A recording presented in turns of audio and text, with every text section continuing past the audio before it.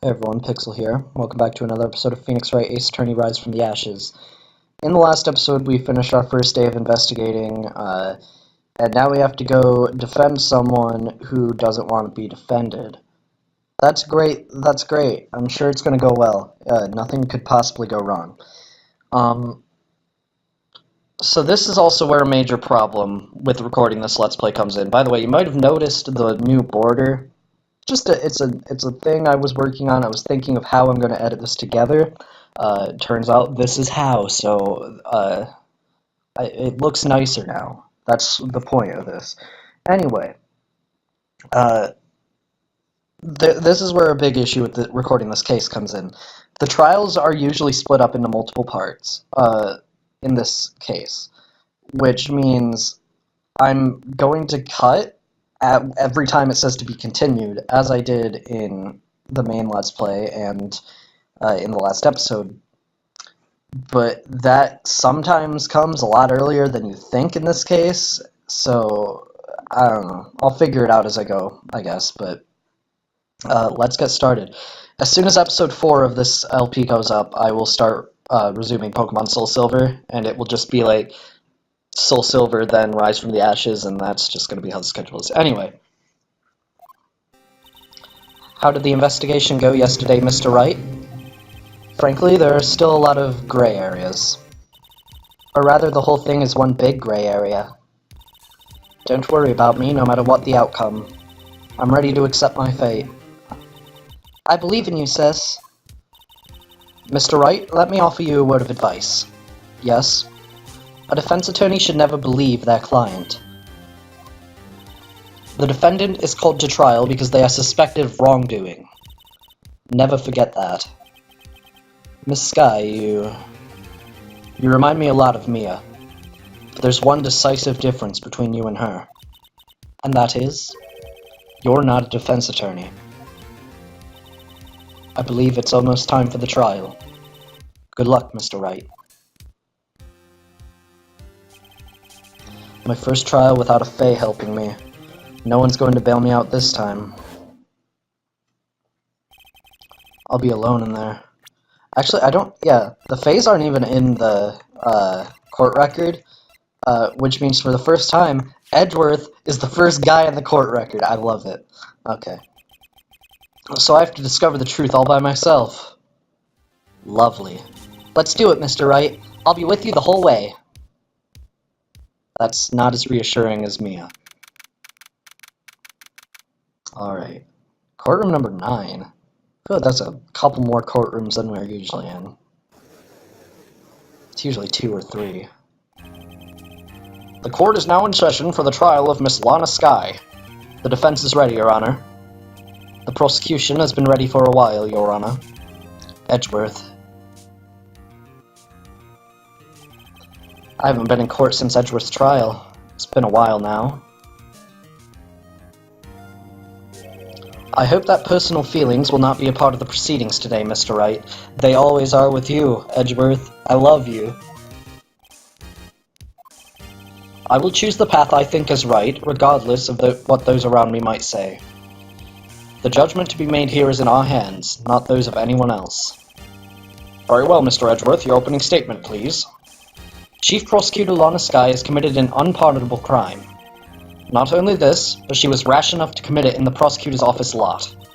Wow, he's much more forceful in person. I suddenly feel like confessing to everything. However, she will now pay for her rashness with her life. There was a witness to a crime. A professional witness. Well then, call your first witness, Mr. Edgeworth. The prosecution calls its first witness, Miss Angel Starr, to the stand. The cough-up queen?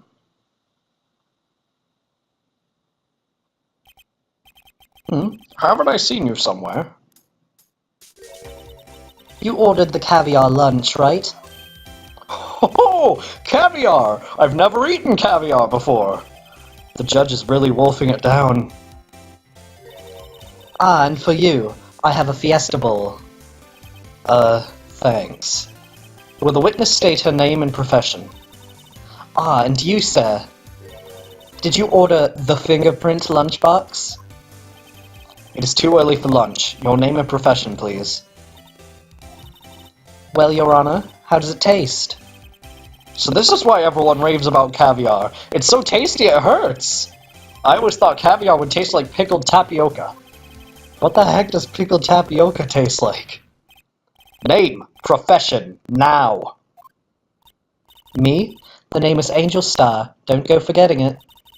I find myself running Lunchland these days. Is that what you wanted me to say, Mr. Edgeworth? Very well, witness. Please describe the incident to us. The prosecution will wait. I'm not finished eating. Hurry it up. Very well, Mr. Edgeworth. As you know, we usually call on the police to provide a description of the crime. Your Honor, as Mr. Edgeworth has said to the court, I am a professional. Huh? What exactly does that mean? Until 2 years ago, Miss Angel Star was a special investigator with the police. She was a first-rate homicide detective. What? Miss Star was a detective? Ah! I know who you are! Cough up? Cough up Queen Angel Star, Your Honor. Long time no see. Very well. You may continue with the description, Miss Star. Just who is this lady? If I might have the court's attention over here. The parking lot at the prosecutor's office is divided into 2 blocks. A block is for the prosecutor's office personnel. B block is for visitors and clients. A chain divider separates the 2 blocks. I suppose that's to keep visitors from taking up prosecutor's spaces, yes? Oh, that was Judge. Whatever. The crime took place by a car in the back of A block in the car's trunk. The killer stabbed the victim with a knife and went to drive the body out. Unfortunately for her, there was a witness and an arrest was made on the spot. And who is this valiant witness? Why, it was me, Your Honor. Witness, did you see the very moment of the crime? Of course, Your Honor. Immediately after that, I apprehended the chief prosecutor. Seems rather cut and dry, doesn't it? Well, Mr. Wright? I can't agree on principle, Your Honor. It seems that some poor losers are unwilling to accept the truth, Your Honor. Shall I proceed to crush what little hope they have remaining? If you can, then give them your worst, Miss Starr. Wait, are they talking about me? Writing in this case isn't bad. Somehow, I always knew a day like this would come. I was on my way to deliver a lunchbox to my boyfriend, when I sensed something. Perhaps it was my finely honed detective instincts working. Then, through the wire fence, I saw the chief prosecutor standing next to a garish car. The chief prosecutor was holding a knife in her right hand. Then she thrust the pointy tip of the knife into Detective Goodman's chest. Bringing a lunchbox to your boyfriend? How touching. As you can see, there is no room for doubt. The key point of your testimony seems to be nothing other than the point of the knife which you saw being stabbed into Detective Goodman. So, how does it feel to be so utterly crushed?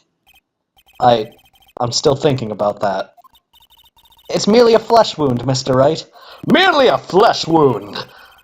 Very well, Mr. Wright. You may cross-examine the witness. Okay. So this testimony, you can just press anything, but you really only have to press 3 statements, including the first one. That's not how you press. How did you know? I respect the prosecutor's basic abhorrence of crime, yet their methods are ugly and twisted. Twisted methods will always lead to tragedy. The lunch lady's uninformed opinion is duly noted. Given that they are used to erasing inconvenient evidence at their whim, killing off a detective that knew too much is merely an extension of that. Miss Starr, do you have something personal against prosecutors? I felt that I had found my dream job when I became an investigator. And if I hadn't been laid off by those prosecutors over there, I'd still be one. Laid off? She was fired? To me, prosecutors are nothing more than worms. That said, I am pro, as you know. My testimony is unbiased and flawless. Very well. You may continue, Miss Starr. The third statement. You sensed something? So you're saying you had a premonition of the murder? It felt like... how would you say... oh yes. It was like the feeling you get when you view a pumpkin chock full of seeds. I have no idea what that means. Speaking of a detective's instincts, wasn't the victim, Mr. Bruce Goodman, also a detective? Yes, well, he was like a young cheese. A young cheese? A pale white cheese, not yet tangy with experience on the streets. A greenhorn. I, of course, am hard-yellowed, sharp as a tack. Oh, I just retweet. There's a bot I follow on Twitter, and I've been retweeting them way too much lately. They just tweet random Ace Attorney quotes. This was a recent one. I forgot this was in this case. Hard-yellowed, sharp as a tack. I bet you stink, too. Okay, Emma, that's rude. In any case, there, in the lot, I felt something stirring in the back of my mind. I think this is, yeah, the fourth statement. By garish car, you mean Mr. Edgeworth's car, yes? Mr. Edgeworth's? Incidentally, the knife with which the victim was stabbed was also Mr. Edgeworth's, wasn't it? Indeed it was. What an odd case this is. And the person you saw, you're sure it was the defendant? I saw her from no further than 30 feet away. I'm certain it was her. If she's telling the truth, we're doomed. Let's just do what we can. Even if we don't have any proof, we can always complain. Witness, in your testimony you clearly stated the following. Prosecutors are nothing more than worms. Ergo, you are a biased witness. You might want to keep those silly opinions to yourself in the future, rookie. Huh? Rookie? Unless you're willing to risk the consequences of doubting me. I'll fry you like a fritter, crispy on the outside, chewy on the inside. That was inspiring. I believe I've heard that tagline elsewhere. You could cry plagiarism? I may be relegated to the lowly position of lunch lady, but my instincts are honed. A photograph? You took this? The moment I witnessed the crime, my reflexes took over and snap, I took a picture. In fact, one of my lunchboxes is rigged with a camera. I suppose that's more exciting than just hanging it around your neck. This is my first time seeing this photograph. You think I'd show it to you, a prosecutor? Think again. My boyfriend works in the photography division of criminal affairs. Well, this is most certainly the defendant. Uh-oh, that is unmistakably Lana Skye. So what was the defendant doing at the time?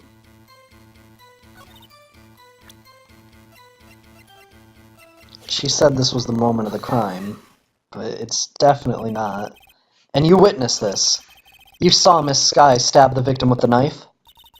As I've already said, yes. I swear it on my finest salmon swirl lunch. I'm sure that is a fine lunch, but isn't that odd? Look at this photograph. Look at this photograph. This is the photograph you took at the very moment of the crime, is it not? Then why is Miss Skye not holding a knife? Mr. Edgeworth, your thoughts? Objection. Let's be a little more careful with our evidence, shall we? It is you that needs to be more careful, Mr. Wright. What do you mean, Mr. Edgeworth? This photograph was not taken the moment before the stabbing. This was taken the moment after the stabbing. How can you tell that? Blood splatter. See the dark crimson stain on the chief prosecutor's coat? It's a black and white photograph! Yes, it's hard to tell, but this could be blood. Well, Mr. Wright, I see no problem here. No problem, except you. Mr. Wright, are you going to just sit there and take that kind of abuse? That's not abuse. You got a better idea? Wait, that contradicts what the witness said in her testimony. Namely, that she took the picture the moment she witnessed the crime. Well, it seems I was slightly unclear. My apologies. That's it. If you run out of lunch, you order seconds. Problem solved. If you don't like it, try ordering the jumbo-sized lunch from the get-go. Good advice. I'm not sure I understood it, but good advice. I didn't have time to stop her. Prosecutor Skye was cold, calculating like a robot. She killed without pain or remorse. It was a premeditated murder.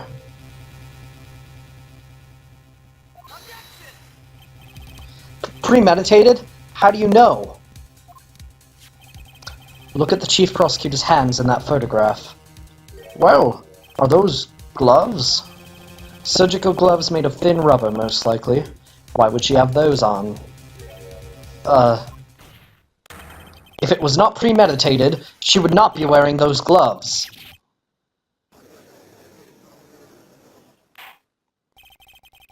These gloves do seem to tell a tale of premeditation. Premeditated murder, a serious offense. Witness, add this to your testimony. Murder was planned and the rubber gloves prove it? I don't think so. Witness, do you know what this is? Are you trying to test me? I sell boxed lunches for a living, you know. That's a knife. The knife. The knife that was in Mr. Edgeworth's trunk. Indeed, it is my knife. What's with this case? The bloody murder weapon, a red car, all belonging to that prosecutor there? The defendant is the chief prosecutor for the district, right? Mommy, are prosecutors bad people? The defense has a request. We ask that the witness provide an accurate testimony. What's that, rookie? In your testimony, you stated that Lana Skye planned this murder, and that's why she was wearing those special gloves. Seems like a natural conclusion to me. The gloves do indicate planning. However, why would she not also prepare the most important thing? The murder weapon. Oh. This knife just happened to be in the trunk of that car. Ladies and gentlemen, if you're going to plan a murder, you don't forget the weapon. Oh my god. That cough was timed enough that I can just count that and say it was planned. Order! Order! Order! Great. Now the tide is turning in our favor. Great show, Mr. Wright. My sister's as good as free. I don't think so. Right. I believe the next lunch you'll be eating is humble pie. What? I hope you weren't deluding yourself into thinking that the tide has turned. Not over such a trifling detail. But this shoots a hole in the whole premeditated theory. Bah. The prosecution could care less if it was premeditated or not. The only one who seems to care is that lunch lady over there. The defendant, Lana Skye, was murdered a detective with a knife.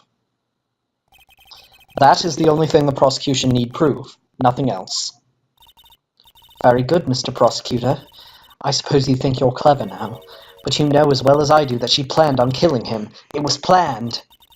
If she wasn't, why would she have been wearing... I believe I'd like to hear your testimony again.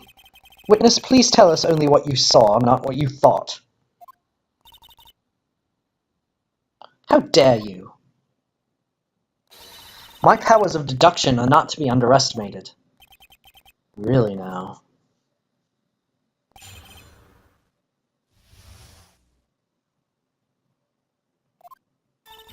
Lana Skye intended to murder Detective Goodman. That's why she called the victim all the way to the prosecutor's office. I'm sure the chief prosecutor had a grudge against the victim. Nothing else could drive that human machine to plunge the knife in again and again.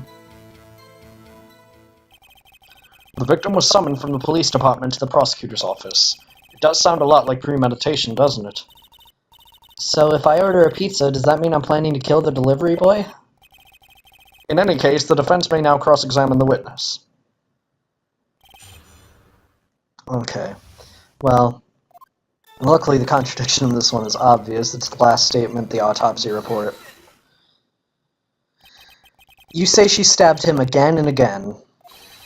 But you couldn't have witnessed that. Are you testing me? Then I'll test you. With my moss surprise, I'm afraid the moss is growing under our feet as we wait, Miss Starr. What do you mean? I shouldn't have to explain this, but take a look. The autopsy report states that death was due to loss of blood from one stab wound. Aha! You're right! Good show, Mr. Edgeworth! What a hunk! He's my hero, really. I agree. What about my objection? No one noticed? Well, witness? You got the crime scene set, right? Oh, thanks. I always believed that no one could ever mistake ketchup for blood. Foreshadowing. But now I realize that such mistakes are possible. So you're saying you mistook something for blood? When she lifted her knife, I thought I saw blood at her breast. Splattered blood from her victim.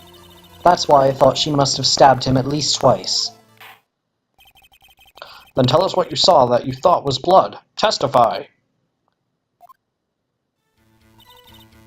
Red muffler.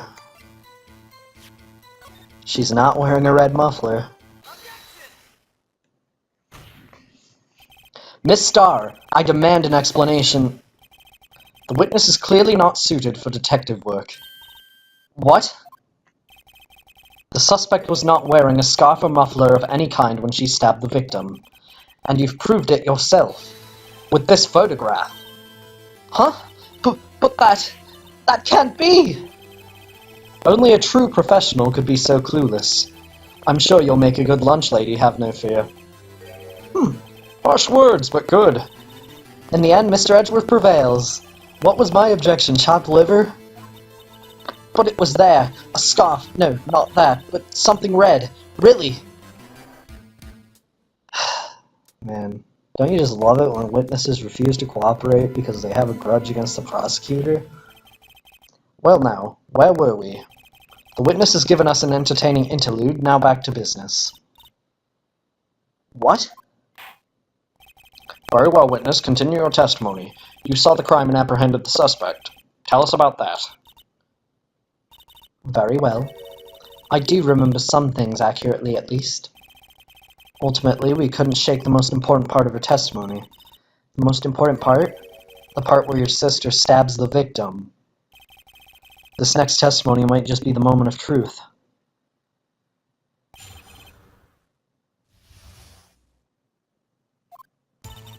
After the murder, the suspect attempted to run behind a partition off to her side. I quickly caught her, explained her rights to her, and arrested her on the spot. Ah, yes, when I arrested her, she mentioned the muffler. That's what had me confused in my earlier testimony. The chief prosecutor made to the escape, but against Angel Starr, resistance is futile.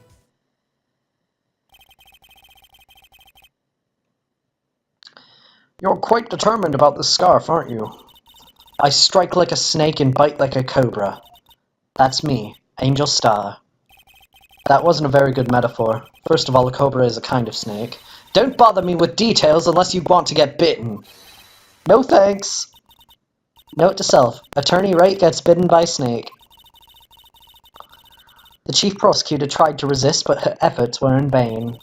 She knocked my hands aside, kicked over an oil drum. Oil drum? Hard to imagine.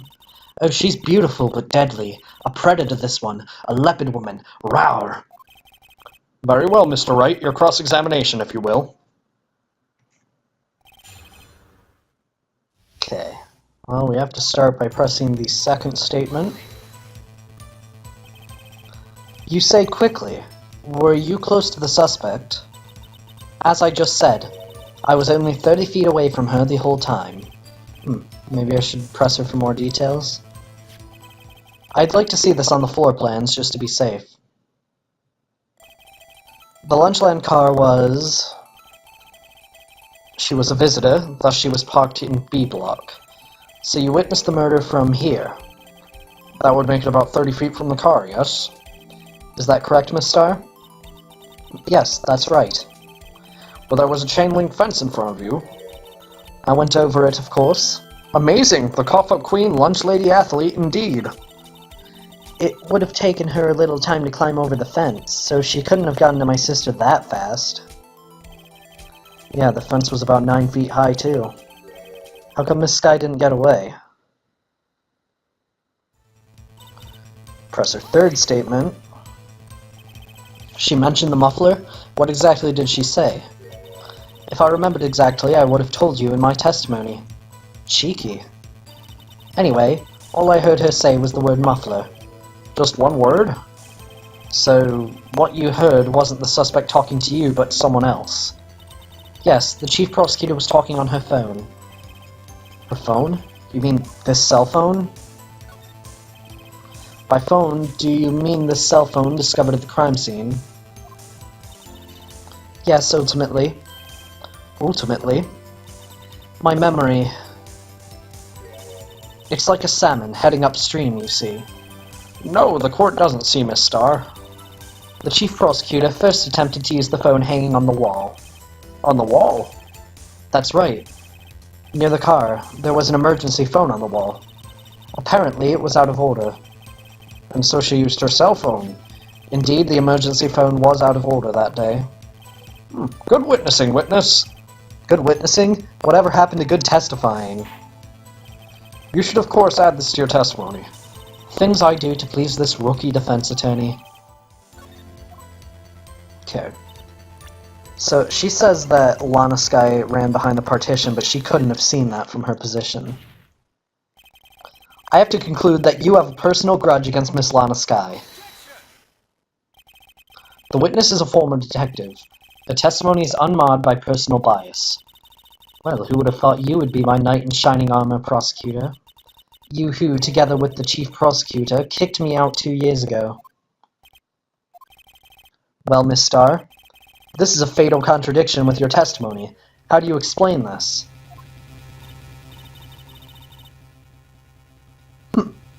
I don't know what you're talking about. Mess with me, and I'll make you cough it all up. Let's look at the floor plans. You said you witnessed the crime from this point. However, if that's true, you couldn't have possibly seen Miss Skye making that phone call. I believe you see what I'm getting at. That emergency phone was on the backside of this partition. If indeed you were in B block, you couldn't have seen it. Oh my god, I haven't listened to this song in forever, but God, Pursuit is so good. Actually, no, it's not called Pursuit in this. This is Investigation Cornered. Still an excellent song. Love it to death. Warg! Warg! Order! Order! What is the meaning of this? It's simple, Your Honor. She's not coughing up lunch, she's coughing up lies. That's quite a claim, Mr. Wright. Perhaps you will allow me a question? Tell us exactly what lie this witness has told the court. Here's where the counterattack begins. I can't afford to get this wrong. The witness lied about... what she saw, right? No, where she saw it. She tried to use the emergency phone, but it was out of order. What is significant about this fact? Nothing. It would be pointless for her to lie about it. Pointless to lie. I see. The witness did actually see Miss Skye using the emergency phone. In other words, Miss Starr witnessed the crime from a different location. A different location? Now that's a pointless lie if I ever heard one. Before you call my lie pointless, at least let me tell it. Oh my god, that's terrible. I don't know why. I'm still sick. I'm still sick while I'm recording this. And I don't know. I'll figure something out while I'm editing or something. I don't know. Let me ask a question to our clever wordsmith, Mr. Wright. Just where was the witness when she saw the crime? All the testimony we've heard up until now points in one direction. The place from where Miss Starr witnessed the crime was here. The security room, because she said something about having a boyfriend in security in the investigation. This is the only place where she could have been. The security guard room? Indeed, the security guard room in the underground parking lot is well positioned. It's built on the second level so you can see the entire lot. She would have been able to see the emergency phone from there. But why there? There are many other places where she could have seen the phone. Not in this case, Your Honor. The witness, not being part of the prosecutor's office, couldn't park in A block. The only place where she could have seen the crime and the back of the partition is here. I remember in your testimony you said You brought a lunch to your boyfriend in the security guard room, yes? Well, Miss Starr? How many years have I been getting the better of men? To think the tables could be turned. Today a man has gotten the better of Angel Starr.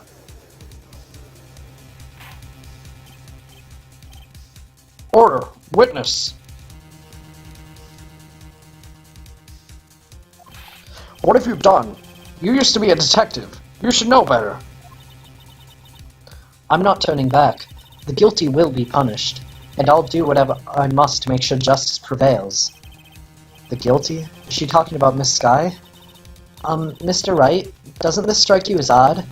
Why did Miss Starr lie? It doesn't make sense. Huh? She could have just said she saw the crime from the security guard station. It wouldn't change anything. Exactly. This photograph tells all. It was the defendant who stabbed the victim. That truth still stands. It still stands? I disagree, Mr. Edgeworth. What?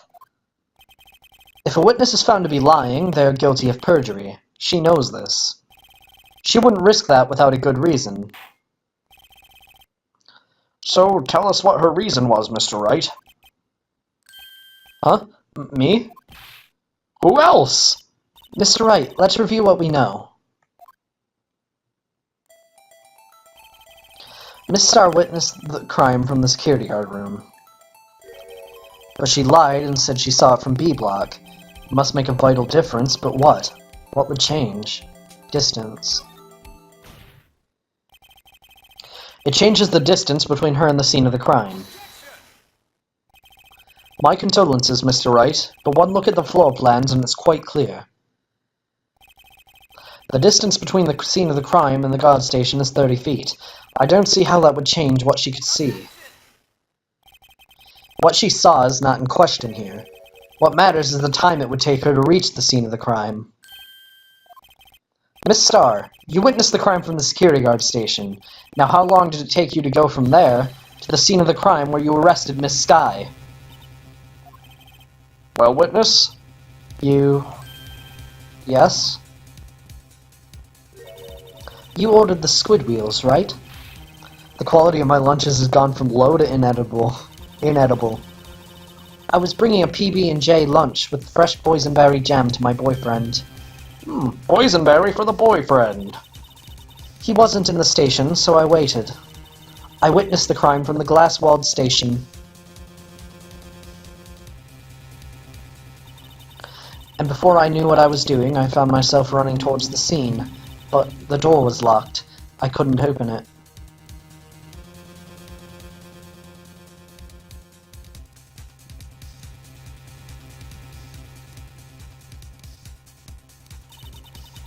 That's why I had to go through the visitors' parking in B block. That's quite a detour.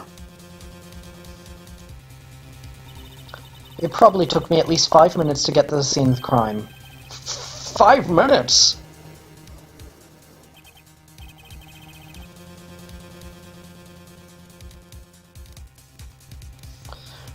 This changes things considerably.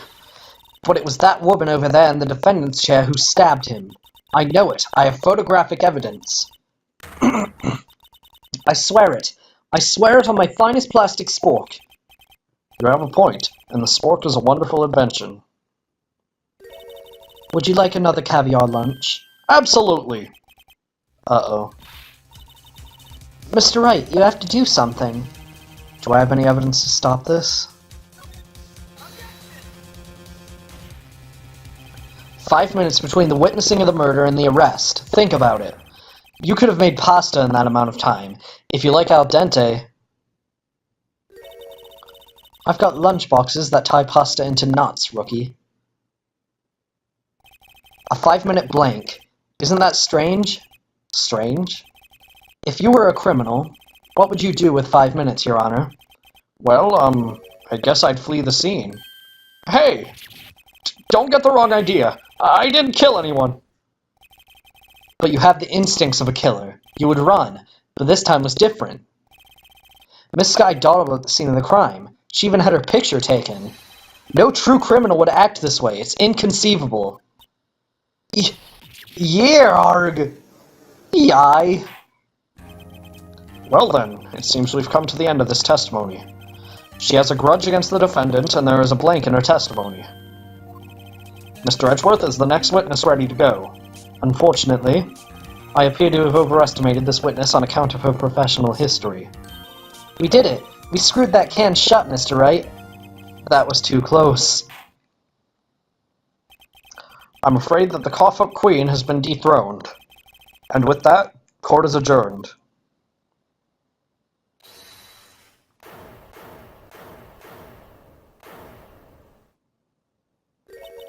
Mr. Edgeworth, you ordered the squid wheels, right?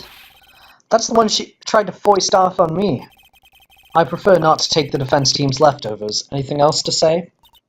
I might be able to save you. I have decisive evidence. What was that? Is this another one of her tricky lunchboxes? My apologies, but we have no further questions to ask of you, Miss Starr. Ah. Is this your jumbo lunchbox? Woohoo! A triple-decker! Out of deference to the witness's determination, I'll allow one more testimony. Let's hear about this decisive evidence. Like the Lunchland motto says, you won't be disappointed. What's she going to pull out of her lunchbox this time?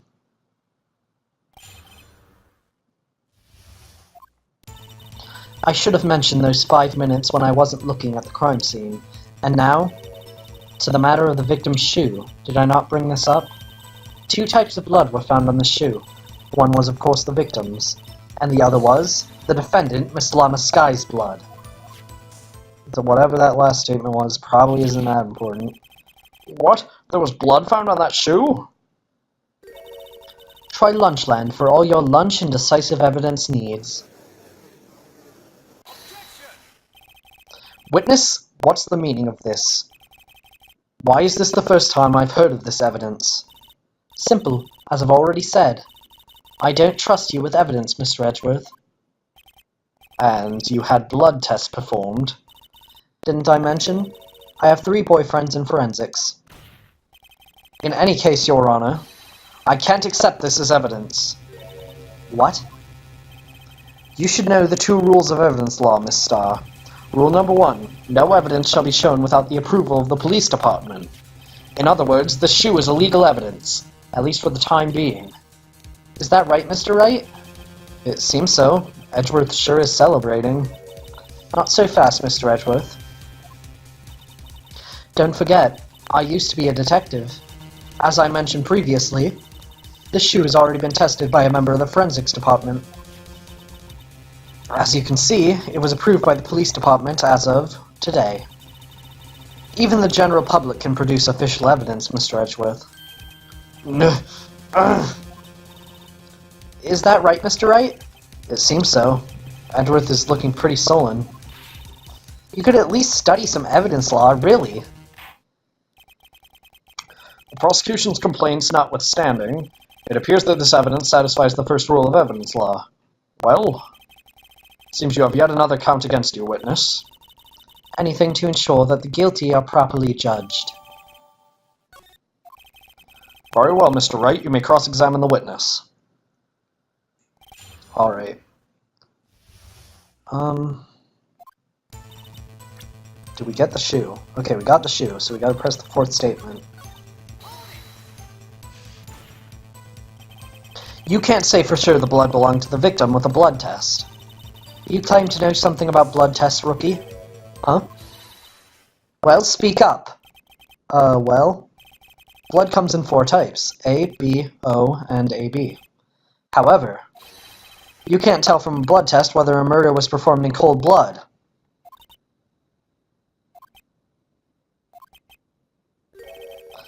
That's just a figure of speech, Mr. Wright. Actually, if you combine all the various blood types, there are millions of types. It's practically impossible to narrow a blood sample down to one person. Or so I hear. Millions of types? If I had a little more time, I would have gotten DNA test results. But they said there's very little doubt it could be anyone but Lana Skye's. So the suspect's blood was found in the victim's shoe. That ties her directly to the death of Detective Goodman. I was afraid he was going to say that. Wait, was that the 4th statement? 1, 2, 3, 4. Huh.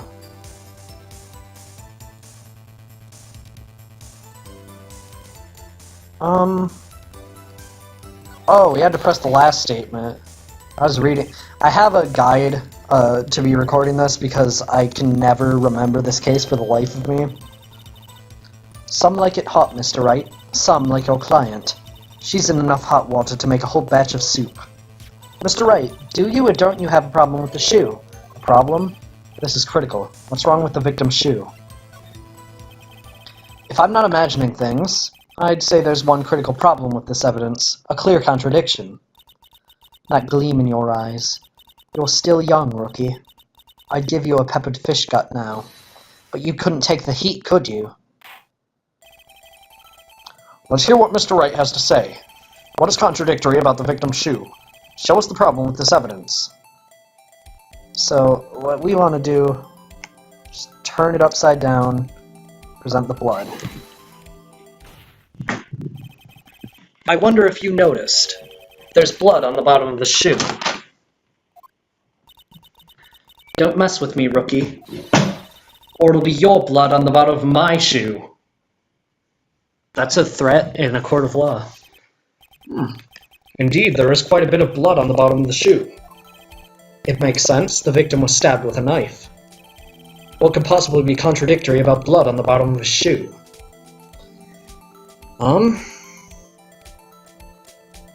Well, I guess the crime photo.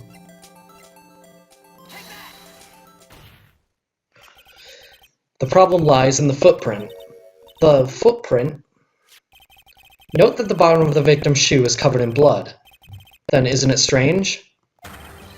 Why weren't any bloody footprints found on the scene of the crime?